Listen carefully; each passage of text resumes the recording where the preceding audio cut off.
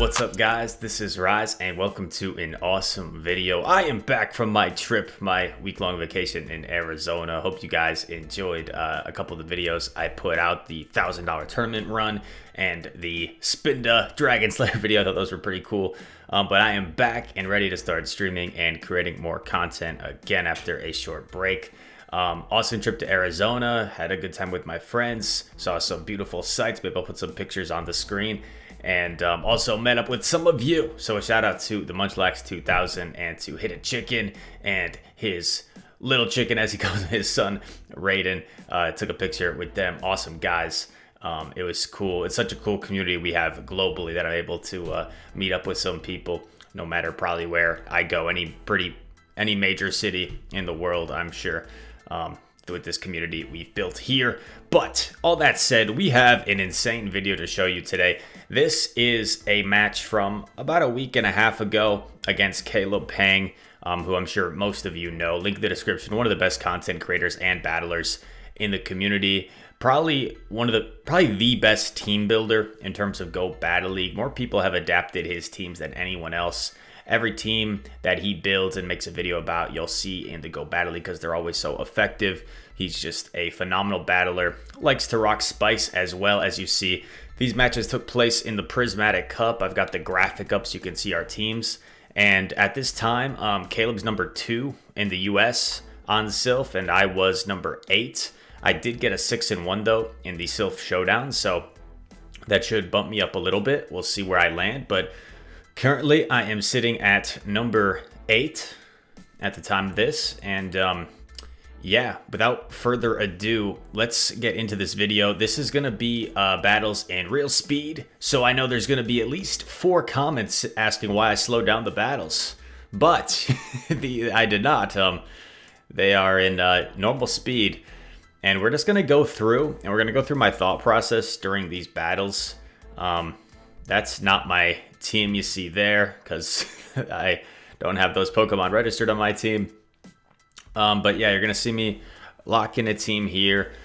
We get some really high level plays in these battles, and Caleb's one of the best battlers in the world. I know that going in.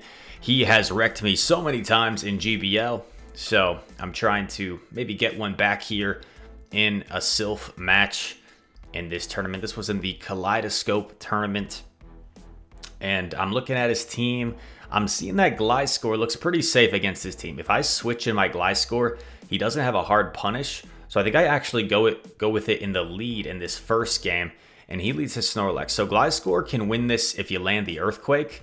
But it's not like a super comfortable matchup. It's not like an easy matchup for Gliscor by any means.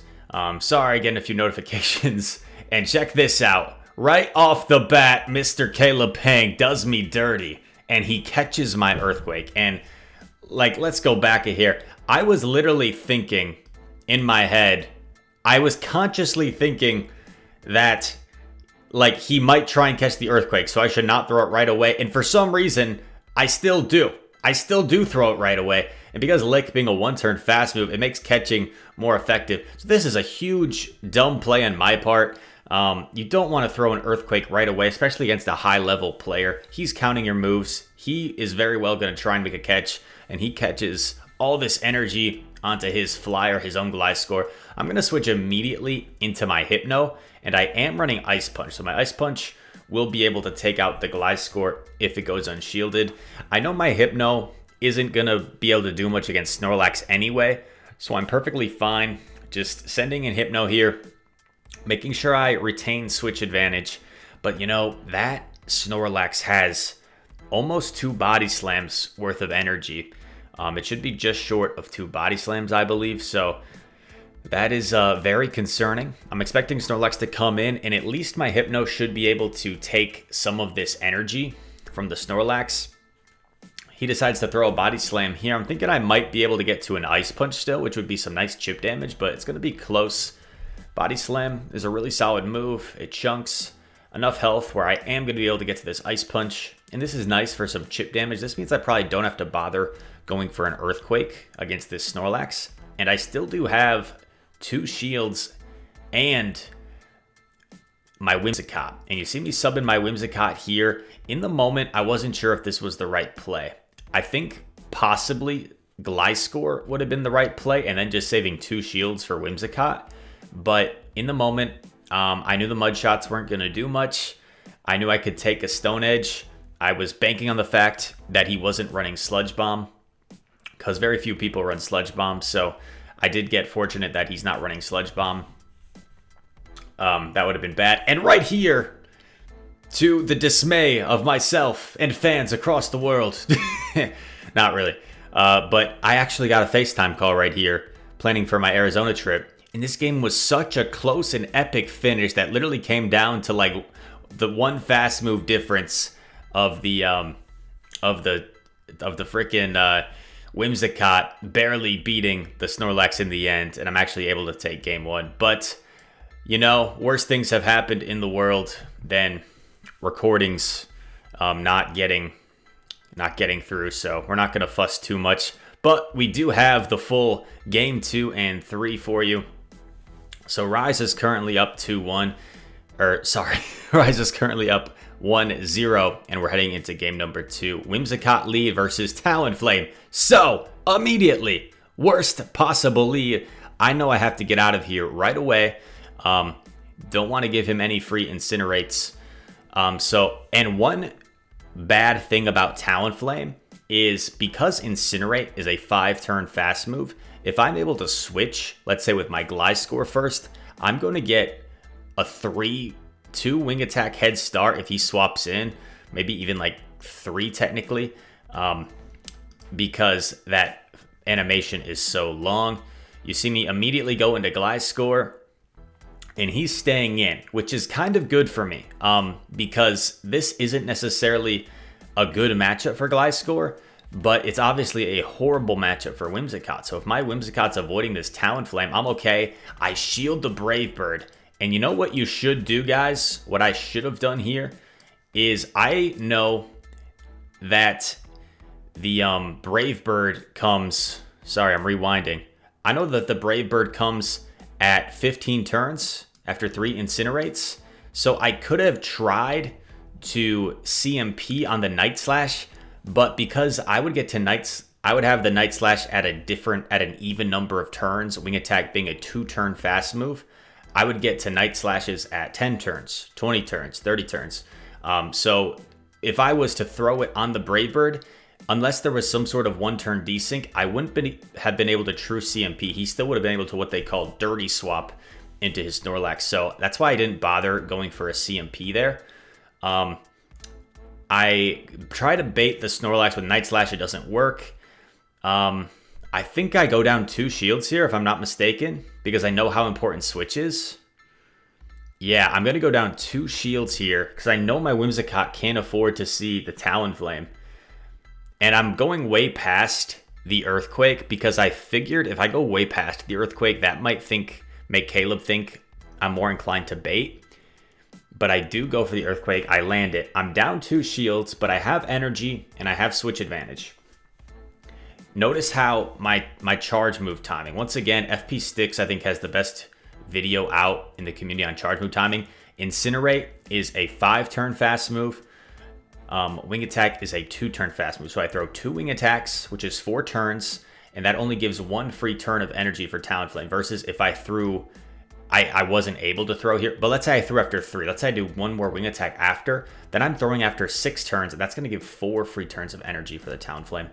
So just trying to focus on my timing. You want to give Incinerate users as little energy advantage as possible.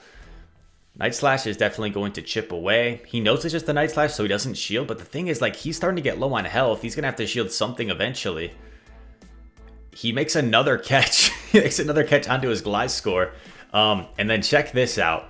I'm going to switch my grass type here into a flyer. And the reason is Gliscor, even though it has Wing Attack, it runs Night Slash and Earthquake. So I know it doesn't have any charge moves that can threaten me.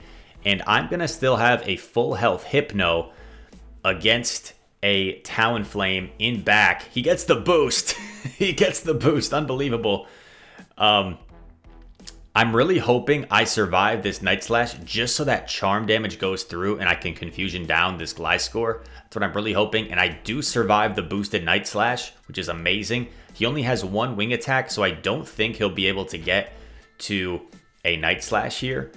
And I'm waiting out my clock in case I can use my Gliscor with low health as a sac swap, because we know that Talonflame has energy. 2 shielded Talonflame, but I sneak into confusion. That's huge. That is huge. I'm expecting a Flame Charge here. Flame Charge and then Brave Bird, because he knows one Brave Bird wouldn't KO. And then I'm just counting. I'm counting.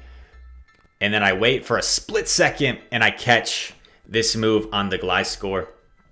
And you know, you might think this is like some incredible catch, but honestly, there wasn't really a whole lot Caleb could do there. There wasn't really a whole lot Caleb could do there, because let's say like he waits, he tries to wait, and I don't switch. Well, then I just confusion him down, so he had no choice but to throw. So that's like, it may seem like an incredible catch to win the game, but honestly, I think that game was actually won no matter what. Even if he lands the Brave Bird on Hypno, then I think Gliscor, after the debuff, wing attacks down. And unfortunately for Caleb, he goes down with 2 shields. So a tough loss for him. I'm sure he was probably kicking himself after the game that he didn't shield anything. Could have shielded that Ice Punch on the Gliscor. Could have shielded a Night Slash somewhere.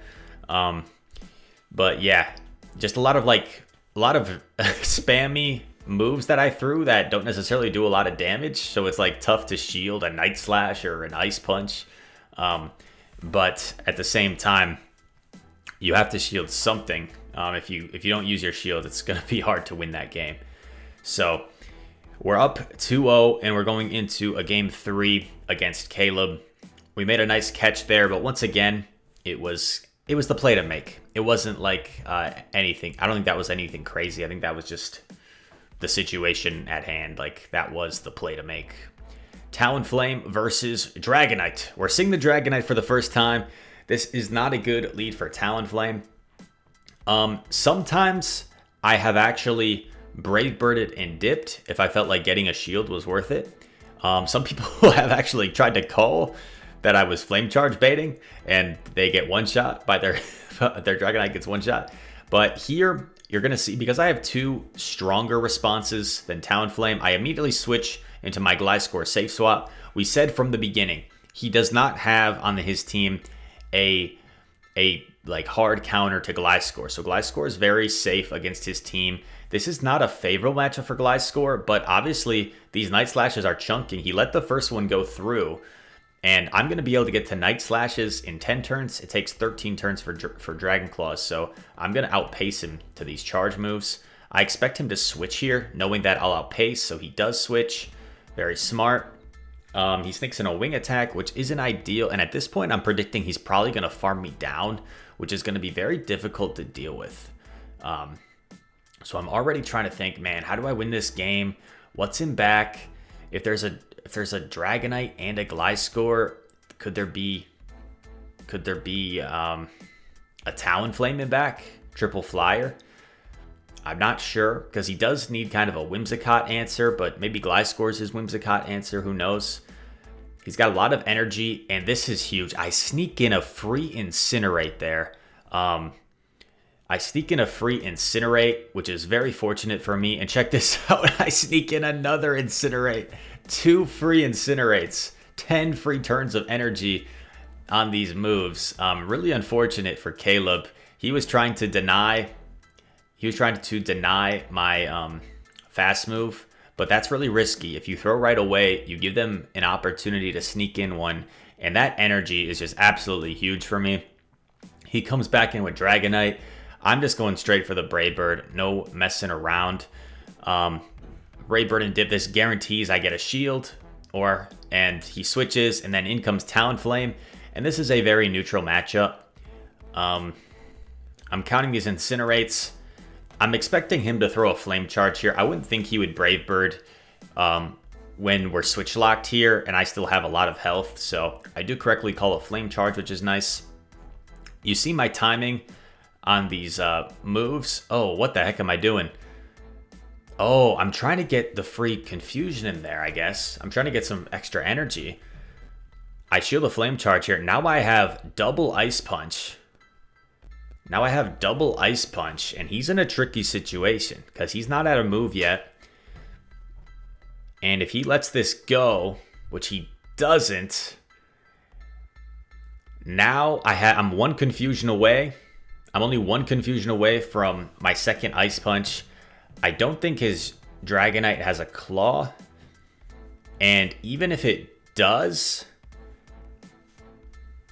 I think that was the only play, if he had a claw, was to take out my Hypno, and then he would outpace my Talonflame. But yeah, there we go. A really interesting 3-game set against Caleb. Honestly, in that first game, it was the weirdest thing because I felt like Caleb completely outplayed me in that first game. He caught the Earthquake.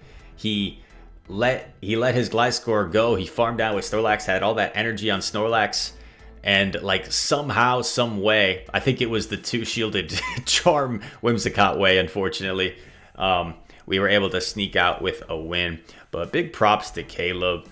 He's beaten me so many times. This time I was able to get the fortunate end of the stick and get a win over him. Shout out to his channel. I'm sure most of you guys are already following him. If not, link in the description. One of the best content creators. One cool thing about Caleb's videos is that not only does he shoutcast his battles and his thought process, but he shows you his different teams and he shows you exactly what to do in every lead. So he's known for his Skarmory double grass team, for example. And like he'll show you Skarmory lead, your back's weak to it, so you got to stay in with Skarmory.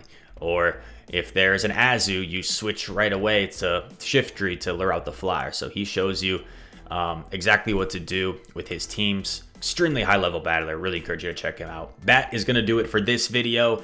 Thank you guys all for watching. Excited to be back home making some content. All that said, if you enjoyed this video, make sure to leave a like and subscribe, and I hope to see you in the next one. Peace.